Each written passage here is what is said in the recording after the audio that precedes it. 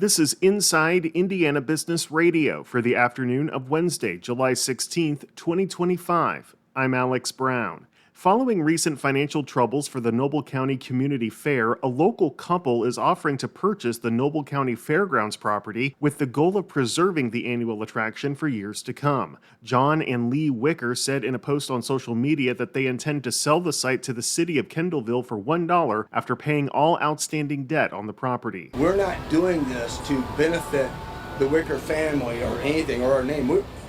That's not who we are. We're doing this to preserve this property and save this fair and make this into something. Wicker noted that he intends to make sure that the property remains as the county's fairgrounds. Shelbyville-based Kimura Foundry America is adding to its portfolio with the acquisition of precision tooling and CNC machining company VIP Tooling, also based in Shelbyville. Financial terms of the acquisition are not being disclosed, but a spokesperson says no jobs will be negatively impacted. Fort Wayne-based elderly care provider St. Anne Communities has broken ground on a $2 million expansion to begin offering long-term hospice care. The St. Joseph Catholic Hospice Suites project will create 5 hospice suites for the terminally ill and their families, along with a private chapel, private entrance, and private garage. From the number one source for Indiana business news, this is Inside Indiana Business Radio. To succeed, you need to stay informed. You need to be engaged. And let's face it, you need to set yourself apart from the rest by connecting with a company that brings you the best. Because in today's environment, business is an ever-moving target, and we'll help you chase it. IBJ Media. The best of business is in us. Get started at ibjmedia.com/youngprofessional. A new South Bend-based pilot program aims to help young adults start businesses in the trades and get them ready to compete for city contracts. Elevate Youth Mentoring was recently awarded a more than $25,000 grant from the Indiana Economic Development Corporation's Community Collaboration Fund to launch TradeSpark.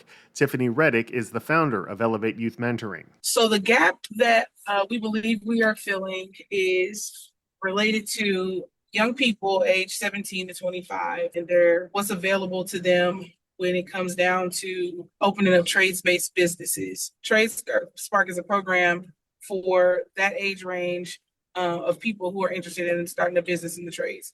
So we want to give them some entrepreneurial education and support them throughout the journey of getting their business off the ground and getting to their first contract. TradeSpark will begin with 5 weeks of entrepreneurship education focused on mindset, networking, and financial planning. Participants will then move into mentoring and one-on-one coaching with the City of South Bend's Small Business Assistance Suite, with an eye toward certification, contract readiness, and capital access. Indianapolis-based marketing tech firm Backstroke has landed a $2.8 million round of venture funding, the second funding round the company has secured since it launched last year. Backstroke's software platform uses generative artificial intelligence that allows business-to-consumer companies to create customized email marketing messages at scale, sending thousands or millions of messages at once. The funding round was led by Cincinnati-based Alos Ventures with participation from 2 Indianapolis-based investors, High Alpha and Ground Game Ventures. Backstroke also announced that it has added Jim Goldman, a longtime local cybersecurity and software expert, as its chief information security officer. Castle Makers, Inc., a nonprofit makerspace in Greencastle, has created an initiative designed to help area residents learn how to make and sell their products. President Chris Hebb says the goal is to support aspiring entrepreneurs who don't know how to accomplish their goals. Being in a smaller community here in West Central Indiana, there's not necessarily all the support structure that you get in a larger city. This is an early experiment. This is really more, I would describe it as a grassroots level approach to entrepreneurship.